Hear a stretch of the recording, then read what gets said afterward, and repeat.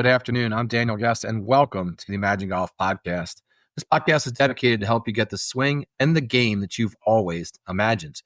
Today's episode is brought to you by Imagine Golf and PXG. You can go to our site, imaginegolf.com, to see all of our offerings, including our free drills, our practice plans, our ebooks and videos, and soon to be our book that's coming out hopefully before Christmas, or to book a lesson with me at our state-of-the-art studio right outside of Philadelphia, or even virtually through our partner, thegolfliveapp.com, doing more virtual lessons than ever before now. Really good stuff, man. And you can sign up for our free tips and videos that go out once a week, every week, by simply dropping us your email.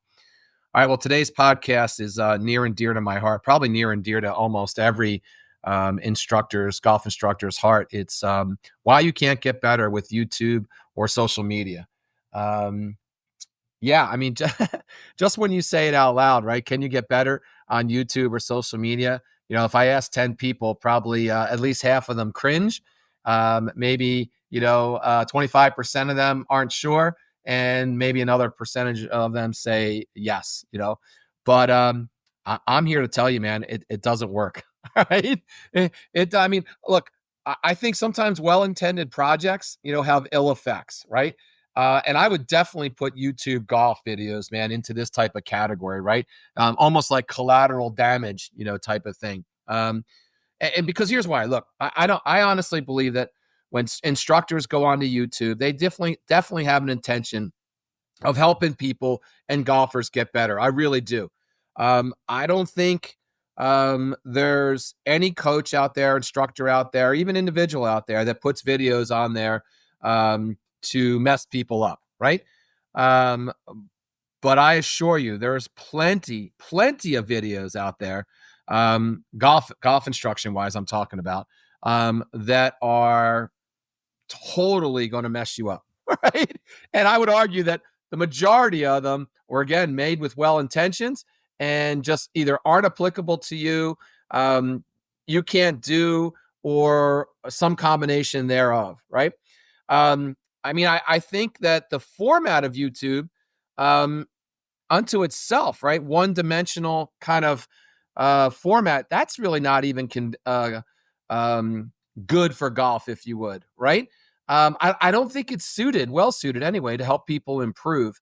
I'm going to give you a couple reasons why I think that's true, and I'm going to sprinkle in some of my own experiences doing with over 5,000 students and doing over almost 39,000 lessons in my career, if you would. So, but it's going to sound like I'm trashing YouTube and social media in general. And then you're going to say to me, well, Daniel, you do it as well. You got 40 some million views, on your social media channels. Well, look, social media is a part of any successful golf business anymore, right? So, it's something that we have to do. It brings in new students. It helps our current students, right? But we do it a little bit differently at Imagine Golf, and I'm going to explain how we do it differently and what that looks like and means at the end of this podcast. But look, let me just break you down kind of like 5 reasons why social media and YouTube are not going to help your game, right? I think the first and foremost is what I alluded to first, right? Your grip and your hands almost do everything in the golf swing. I mean, they literally almost do everything in a golf swing, right? And what I mean by that is, look, if your grip's not right, your swing's not right. If your hands aren't functioning right throughout the entire swing, your swing's not right, right? And there's the general idea out there in YouTube, if you would, or social media land, is that using your hands is a bad thing in the golf swing. And in fact, I would argue again that most videos have a premise that golfers need to kind of deactivate their hands. And my experience has been just the opposite, that those that don't use their hands have a big problem in hitting the golf ball. All right. Many of the videos out there, in fact, a large percentage of them, are trying to get people to rotate more. And I'm doing air quotes and rotate more. Keep their head still. I'm doing air quotes again. Or some other type of thing that usually sticks with YouTube, if you would, or Instagram. When I stick, meaning it gets followers or views, right? And unto itself, again, there's nothing wrong with rotating more. There's nothing wrong with keeping your head more still. But by and large, these are not the bigger problems that I see in students, right? Very rarely does a student come in and go, "Hey, man, I'm shooting 120. My ball's going all over the place." I watch them swing and I go, "Oh my God, you're moving your head too much." Right? It just doesn't happen. But there's thousands, if not hundreds, of tens of thousands of videos out there that say just the same, right? Oh, you're not rotating enough. Well, what if the person can't rotate, for crying out loud? What good is that video if the person can't rotate, right? Whether it's a physical challenge, whether it's an age related challenge, whether it's an injury related challenge, whether it's a mental challenge, or all of the above, they just can't rotate. Watching a video on teaching you how to rotate more, it's not going to work. All right. And I would argue it just gets, just messes things up even more, right? It makes things more complicated and confusing for people. And then they start to suffer the invariable, analysis by paralysis, right? Or paralysis by analysis, I should say, or an information overload kind of scenario, right? It happens at all levels, man. I mean, bad golfers aren't the only ones that are watching YouTube. Scratch golfers are not immune to YouTube and social media, right? But I think the grip needs to match the way the club works, and you need to understand the cause and effect in a live situation, if you would, right? And a trained professional like myself, we can see what's going on, right? Whether or not we even use video or not, I don't even need. I wasn't taught with video. I don't need video, but I can see what's going on in your swing, right? And keep in mind, most of the videos on there are teaching one swing, one form of a swing, right? Well, man, what good is that? There are an infinite number of ways to swing a golf club, an infinite number. There is not one way to swing a golf club. Heck, just watch a golf tour, right? Just watch any golf tour. It could be collegiate golf. It could be the LPGA, PGA, Live. It could be any one of those tournaments, right? Or tours, I should say. And you're going to see a myriad of different swings, right? And some of them totally counterintuitive to what you would see on video, or excuse me, on YouTube and social media, and some completely opposite of each other, right? So that's all you really need to know, that there's an infinite number of swings, and YouTube and social media really don't get out that in any way, shape, or form, right? Number two, I would say that, look, the golf swing works in 3D, right? Which means if you change one thing, you likely have to change two other corresponding things for it to work and keep working, right? So let me repeat that before I go on. The golf swing is in 3 dimensions, right? Which means if you change just one thing, you have to also change the two other corresponding things for it to work properly and to keep working, right? And this is a big challenge with a lot of golfers, if you would, right? They change one thing, it works intermittently or it works temporarily, but they didn't think about the other two things that were going to change. And guess what? 3 days from now, 3 weeks from now, 3 months from now, they're right back to where they were, right? With this new change that they implemented, and they're scratching their head. And we call that feeling lost. Like you can't even get back to where you were before you made the initial change, and you're just lost. Nothing's working anymore. And I got to tell you, I give about probably almost 200 lessons every single month, right? 2,500 a year. I see this every single solitary day, that lost feeling, that lost look. And sometimes it's bad, man. And it takes a while, right, to get them back, if you would. But look, that 3-dimension piece can't be overstated, right?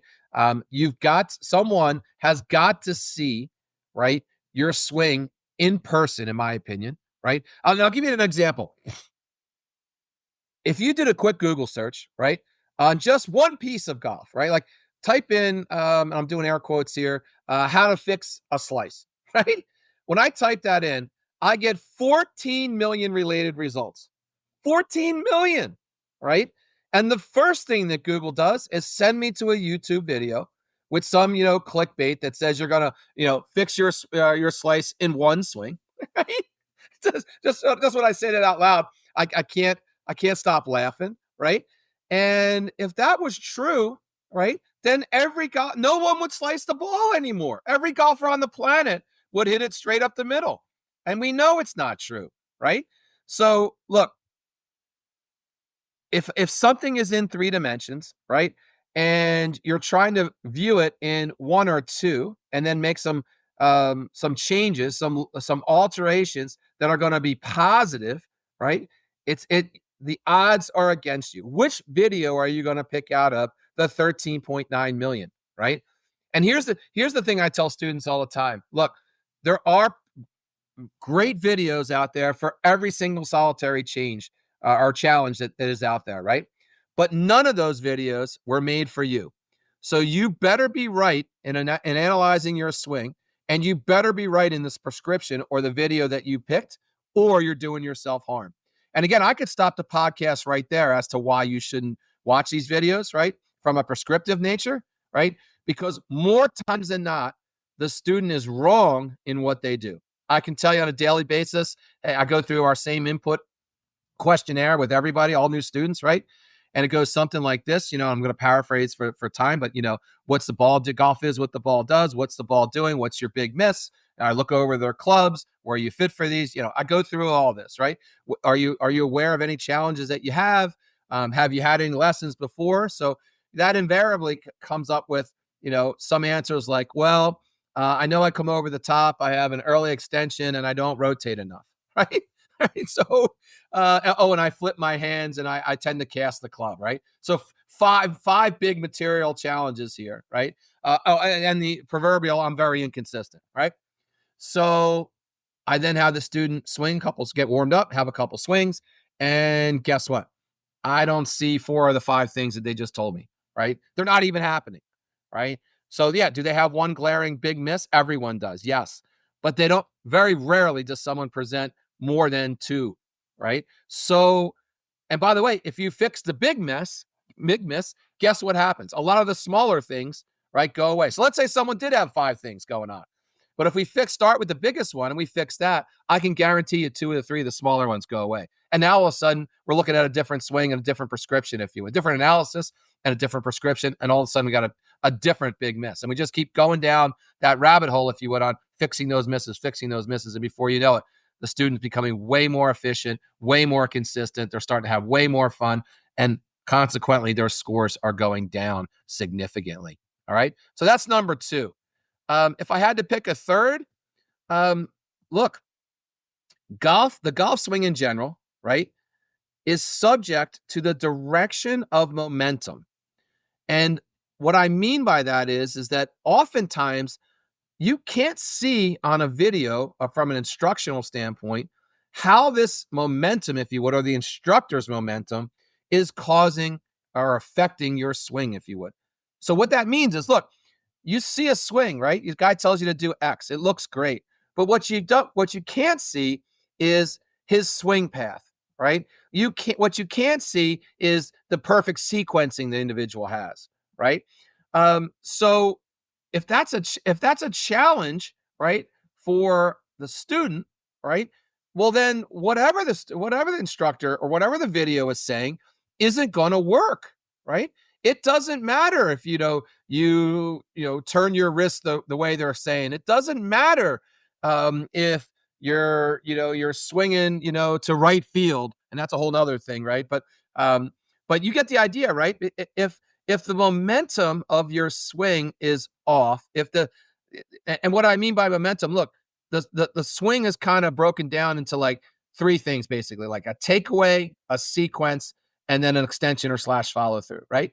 So if those things aren't working together, then what makes you think you're going to be able to change your hand position at the bottom of the swing because the video tells you to do this? What makes you think you're going to change the club face at the top of the swing, open or closed, right? So that you can come more inside to out, or you can hit a different shot, if you would, or make better contact. What makes you think that on a driver scenario, that if you put more weight on your backside, right, and tilt your shoulders more back or up, however you want to phrase it, that you're going to hit a better golf ball? Just again, when you just say that out loud, and some of these other things are wrong, all you're going to do is introduce another variable into an incorrect swing format or an inefficient swing format, more importantly.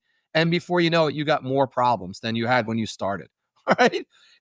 I kind of look at the whole video, or excuse me, YouTube and social media videos as a medium for fixing your golf swing. I kind of look at it as the same as what we used to call resort lessons, right?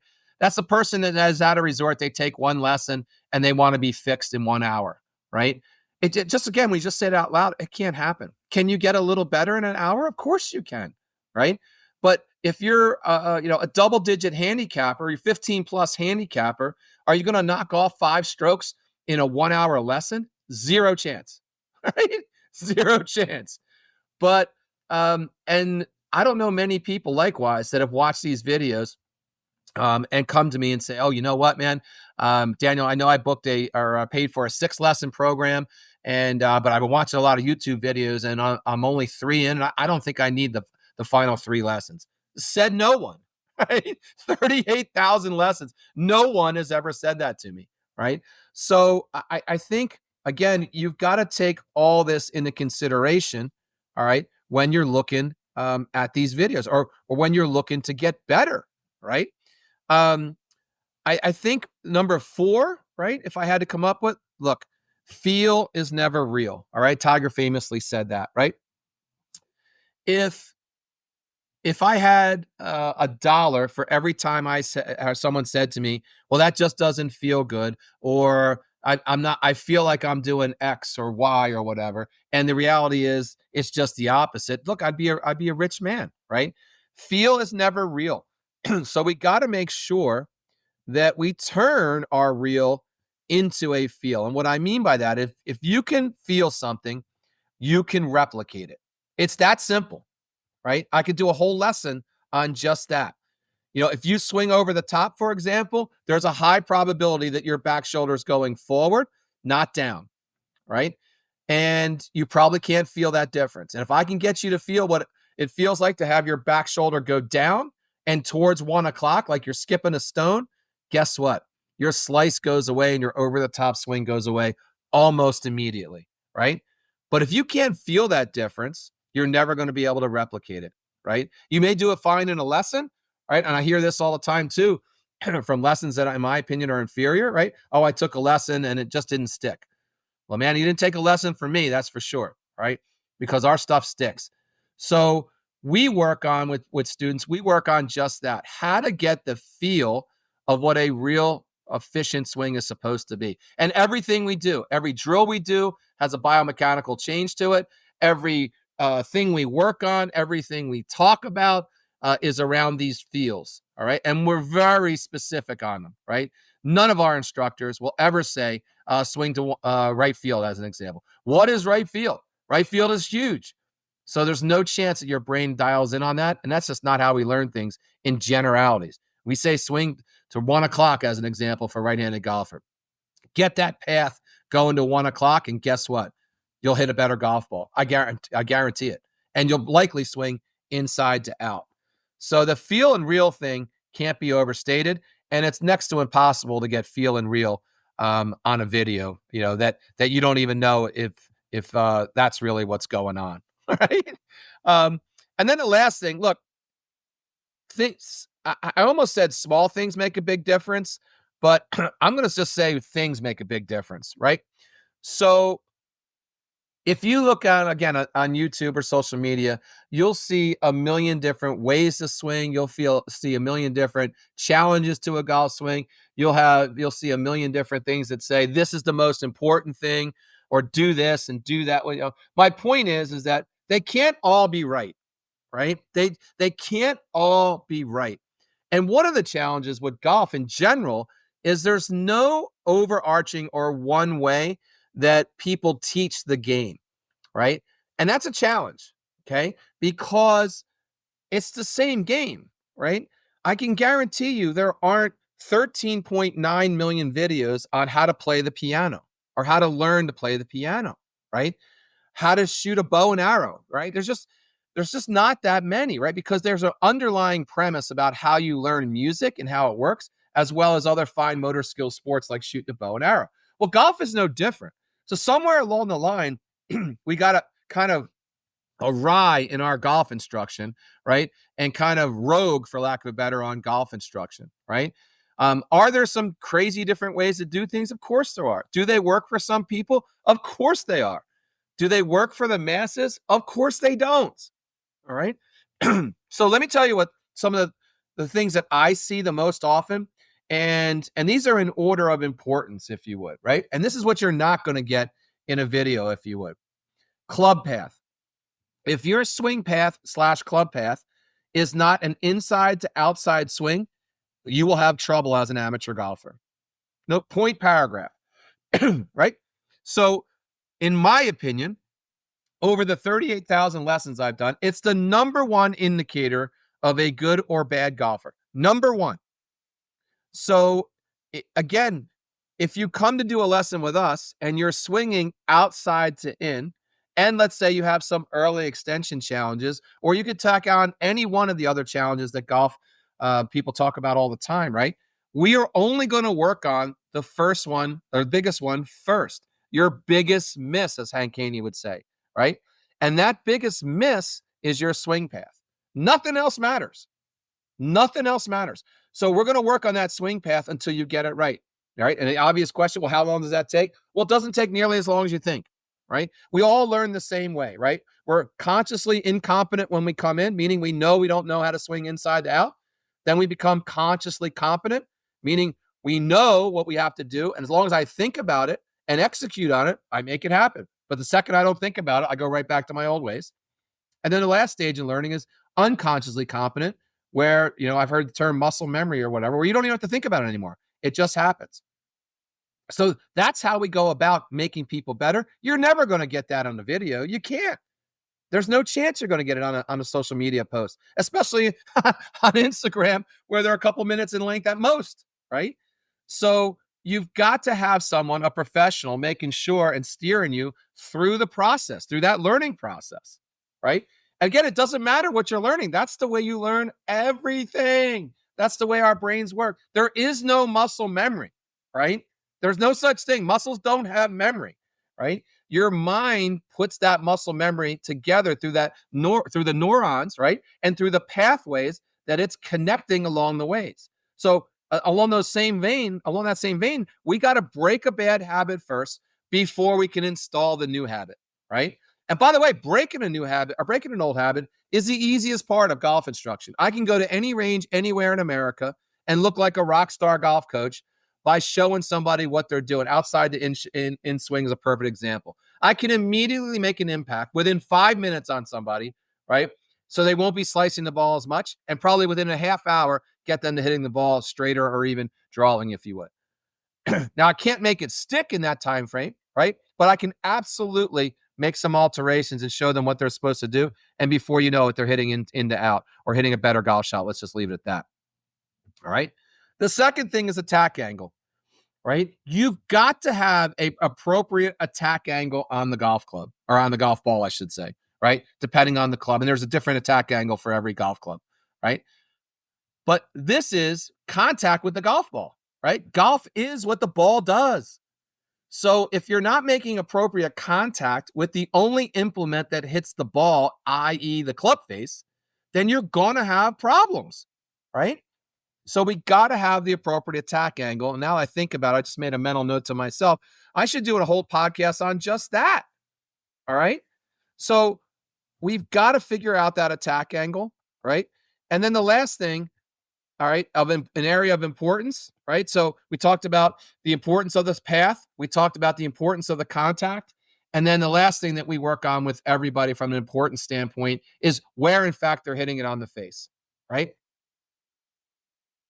Dead center is the obvious, right? What we're going for. But if you think about this in any way so there's plenty of videos out there as an example, plenty of schools of thought, for example, that center of the face is everything. Strike the ball in the center of the face. Work on that, work on that, work on that. Here's the thing, man. If you're swinging 5 degrees over the top and you hit the ball center of the face, guess what? It's just going further in the wrong direction, right? Longer, I should say, in the wrong direction. So I don't believe, most people don't believe anymore, now that we have the advent of data, right? And hundreds of millions of swings on camera, that center of the face is as important as it was even just 20 years ago from a teaching perspective. All right. But if you think about in that order, right? Swing path, angle of attack, and then where you're striking the ball, I guarantee you'll start playing way, way, way better golf. Right. And look, the last thing that I'll cover, right, which is just, kind of a no-brainer, is that personal relationship that I think can be achieved over an interactive video, right? In other words, if we're given a virtual lesson, I have students in 7 different countries, right? That hundreds of them, by the way, that we've achieved miraculous results, right? Right from their own, living room, right from their own driving range, right from while they're on vacation or whatever. So, but that personal interaction that says, hey, Steve, remember last week when we talked about X? Well, we're back to doing Y again. Let's get back to X. Remember when we did that drill about, 2 weeks ago doing this? Or remember the importance of that skipping the stone mentality? These are things that only a teacher and a trained professional can walk you through, right? You can't get that in a 7-minute video. You can't get that in a 27-minute video. Heck, you can't get that in a video course, for crying out loud. So I think, and that might be the number one, now that I think about it, right? Why these videos don't work, right? You're just not getting that interaction, right? What you're getting is a static, if you would, rather than dynamic. You're getting a static view of a fault and a static fix of that fault. And that's really it, right? So, look, that's all I have today for the podcast. A little bit of a vent session, if you would, but I think it was appropriate. I see it every day. I hear it all the time, even from our longtime students that are lessoning every week. They'll come in every once in a while and they don't look anything like themselves. And I know right away. I'm like, you watched some kind of video, didn't you? Watch some kind of Instagram post, didn't you? Which one did you watch? Why did you watch it, if you would? And we go down that rabbit hole, if you would. So if it was up to me, and by the way, we say it to all of our students, especially when they get a lesson plan. Hey, can you, it's part of our intake form, do you watch social media? Do you have a favorite social media golf star, if you would? And can you, stop watching it for the period of time that we're doing lessons, if you would?